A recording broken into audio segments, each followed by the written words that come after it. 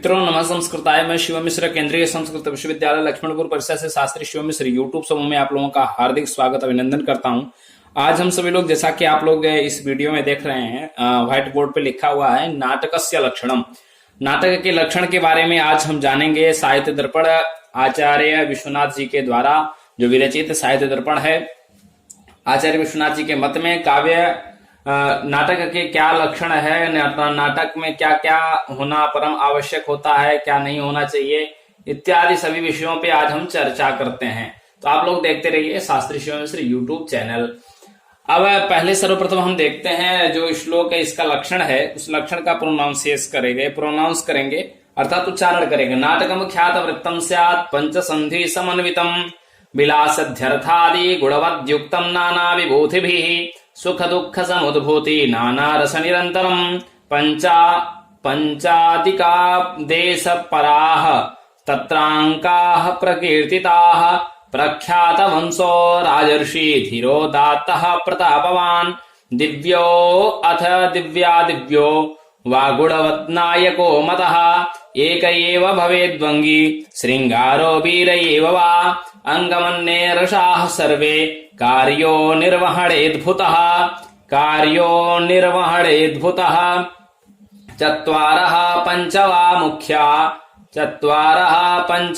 मुख्या कार्याव्यापृत पुरुषाः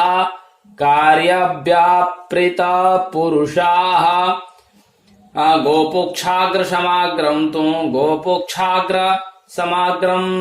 तो बंधनम तस्य कीर्तितम नाटकम ख्यात वृत्तम स्यात् पंचसंधि समन्वितम विलासध्यर्थादि गुणवद्युक्तम नाना विभूतिभिः सुख दुख समुद्भूति नाना रस निरंतरम पंचादिका देश पराः तत्रांकाः परकीर्तिताः प्रख्यात वंशो राजर्षि धीरोदात्तः प्रतापवान् दिव्यो अथ दिव्यादिव्यो वा गुणवद्नायको मतः एक एव भवेद्वंगी श्रृंगारो वीर एव वा अंगमन्ये रसाः सर्वे कार्यो निर्वहणेद्भुतः चत्वारः पंच वा मुख्या कार्यव्यापृत पुरुषाः गोपुक्षाग्र समाग्रम तुम बंधनम तस्य कीर्तितम।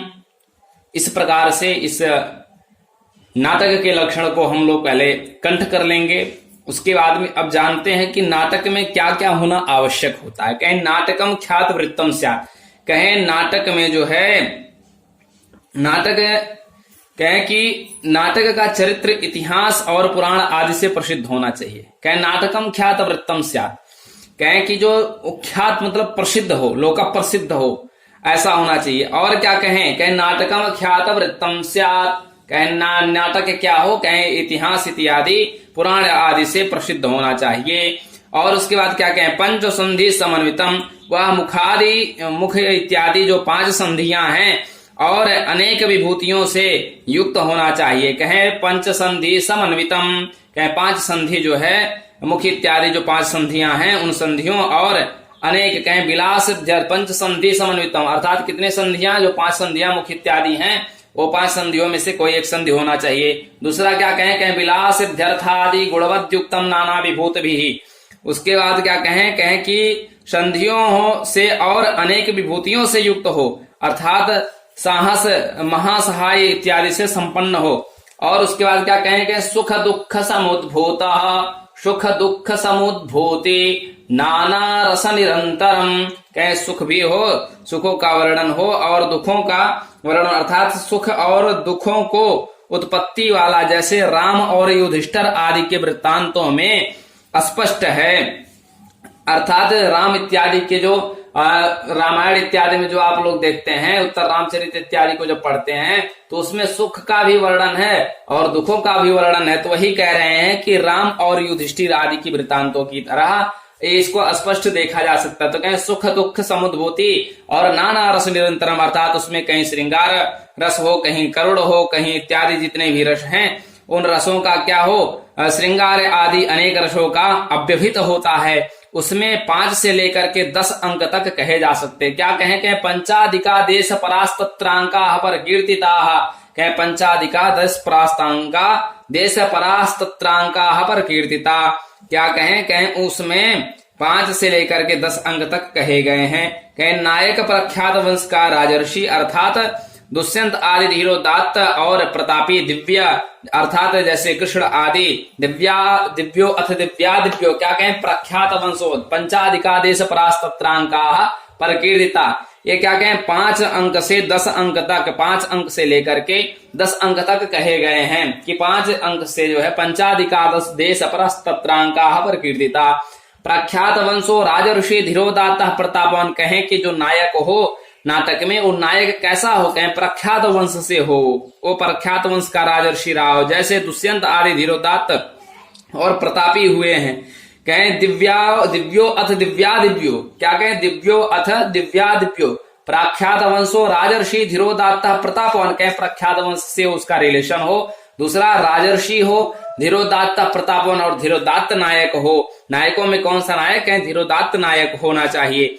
और कहें दिव्यो अथ दिव्यो कहें दिव्य किसको कहें जैसे कृष्ण जी ने चमत्कार इत्यादि दिखाया उसको दिव्य कहें। और दिव्यो अथ दिव्यो क्यों कहा, अर्थात जो दिव्य होकर भी अपने में नरत्व का अभिमान करने वाला जैसे राम आदि और अभिमान करने वाला राम जैसे राम आदि का गुणवान होना चाहिए। राम इत्यादि की तरह गुणवत नायको मतः कहें दिव्य भी हो और दिव्यो कहें दिव्य हो और दिव्यों में भी दिव्य हो, ऐसा वह गुणवत नायक होना चाहिए जैसे कि राम इत्यादि की तरह नृत्य का अभिमान करने वाले जैसे राम आदि के और गुणवान होना चाहिए, राम आदि और गुणवान होना चाहिए। तो इस प्रकार से क्या कहा, दिव्यो अथ दिव्यो वा गुणवत नायको मतः, इस प्रकार से दिव्य होना चाहिए। कहें या एक एव भवेद्वंगी श्रृंगारो वीर एव वा कहें अंगिरस अर्थात किसी नाटक कोई भी नाटक हो उसका अंगिरस प्रधान होता है।